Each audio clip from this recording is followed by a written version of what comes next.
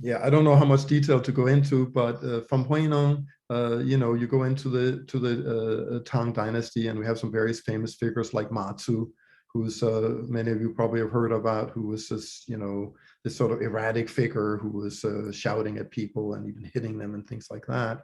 Um, um, and then from the Tang, we eventually move into the Song Dynasty, which is sort of my period. And the Song Dynasty is special because, because I love this period, it's so interesting, but we had sources from the Song Dynasty that's actually contemporary. So we don't really have that for the Tang.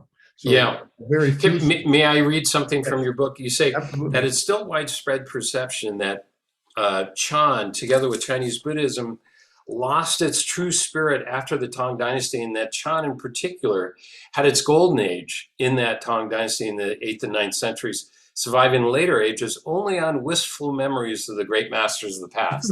I like that.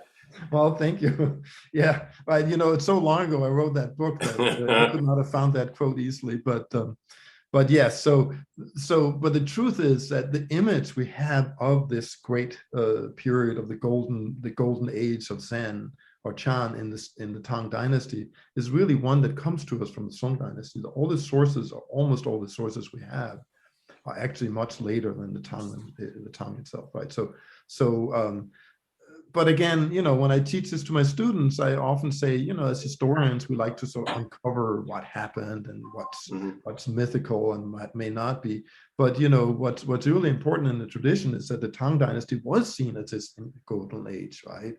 And all the great koans are basically attributed originally to Tang masters, right? Right. So talk about having Buddha nature, for example. I've got a question about the Tang monasteries. Sure. If you look at Kolkai, for example, when he writes about the 5 mountains, right. he's got these maps of these ancient Chinese, these Tang Dynasty monasteries, and they have their meditation room, but many of them are tiandai. So was there actually, in your mind, were there actually dedicated Tang monastery or Chan monasteries in the Tang period?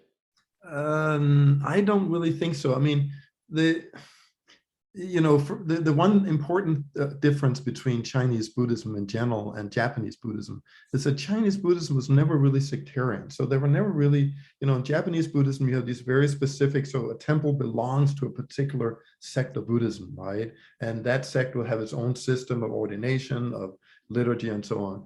But in China, you don't really have that. Everything is just Buddhism, right? Mm-hmm. And so temples are really just Buddhist temples. And so what you see in the song is that some temples get sort of like a kind of Chan designation, but it's not like it's a kind of temporary thing because there's a Chan master sitting there, and the Chan master is really just part of the Buddhist community. So, in the song we do see some sort of like identification of Chan as a lineage within Buddhism, right? It's not so clear that was as visible in the Tang, right? Mm-hmm. So they might just have been looked upon as these interesting, Buddhist masters who, like Ma Zu and so on, who did interesting things and maybe said some odd things too. But there was not the same sense of like a grouping that we sort of see as Chan as specific to other Buddhism. At least that's my impression. But again, because of the sources and so on, we don't have a full image of exactly how it was organized in the Tang. Mm-hmm, mm-hmm. And can we look at Sung Dynasty monasteries now? They're quite large. It's like 1,500 people, 1,700 people. Some were, yes. Mm-hmm. Yeah. I mean, probably, yeah, sorry. No, and that movement, that whole movement you talk about of going from private to public, converting from private to public, the tonsur monasteries into the public monasteries, and how that, to some degree, that cost Chan its independence, right? Well, yes, but it also made it very powerful. It made it grow, right? So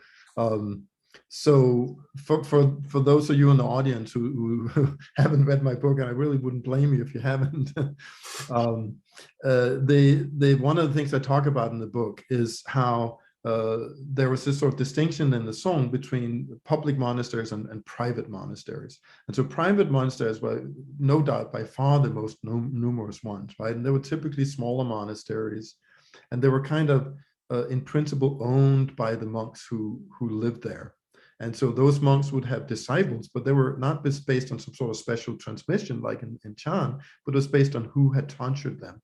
So a master who tonsured disciples, meaning, you know, sort of inducted them into the Buddhist order as monastics, they would become the heirs to the temple eventually. Right? It's largely just a seniority system, right?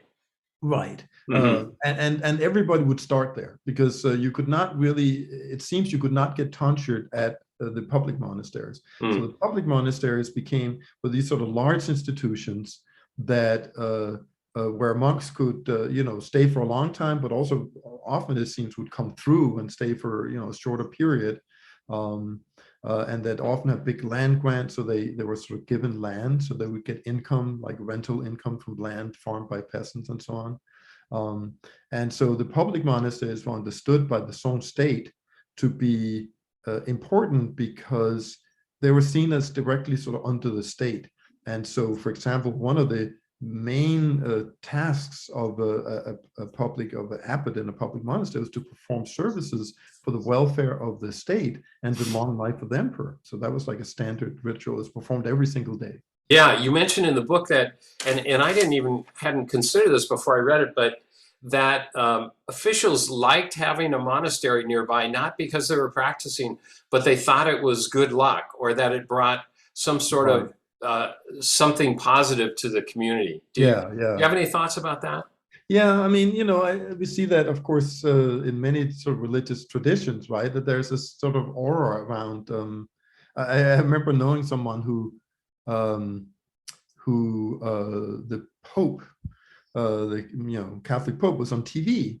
And she wanted her baby to see the Pope on TV. The idea that somehow the baby would be blessed. You know, of course, the baby had no idea what she's seeing, right? But, you know, just holding the baby up in front of the TV screen, you know, and that somehow. So, you know, that sort of charisma associated with figures and buildings too, right? Why do we have these huge cathedrals, right? They have this aura emanating from them. And so large public monasteries clearly were seen as these sort of forces that was attracting good to a place. You know, I think I have an example in my book, if I remember correctly, of a text that talks about how the weather is becoming better because there's a big monastery, you know, the public monastery being built there, you know, established there. So there's no doubt that they were seen as, in a very real way, right? They were seen as sort of these sources of positive power, also for the empire. There's no doubt that for the emperor, having, you know, all these temples, all these monasteries pray for his long life. I mean, that had a real effect. I mean, the idea is that this really works, you know, that this really will help. And of course, who doesn't want to live long? So it'd be nice to have, you know, hundreds of monasteries pray for your long life across the country every day. So there was in 955 there was somebody who an emperor came in, started the Song dynasty, or it was the end of the 5 dynasties or something. He came in and he wanted to close down 30,000 monasteries. There's 30,000 monasteries, and then only 3,000, I guess, had the protection of the state. They had some certificate or something that would protect them. Yeah, so the system of public monasteries is not entirely clear when exactly it was instituted and how exactly it came about, but they're basically, so the idea is there are monasteries that are kind of supported by the state, and so the state would also, we got away from that a little bit, right? But what happened in the Song, that the state would convert by decree larger private monasteries into public. So basically, I mean, pretty serious thing, because it would mean that the monks who originally lived there would kind of lose their rights to it. So it was a sort of land grab or whatever, temple grab by the state, right? But it would then mean that this would become sort of under the direct control of the state. And then basically forces of the state would be the ones who decided who were to lead those monasteries. And so this really helped the Chan tradition spread, because Chan masters were most often the ones who were appointed to these monasteries, right? So the Chan school, the Chan lineage, I should say, became sort of associated with those public monasteries, and that really enabled Chan to grow tremendously in the Song dynasty. Right? Yeah, well, you say the success of a Chan master and his lineage was to a large degree dependent on his ability and willingness to participate in literati culture, right? So he had to be a literati essentially.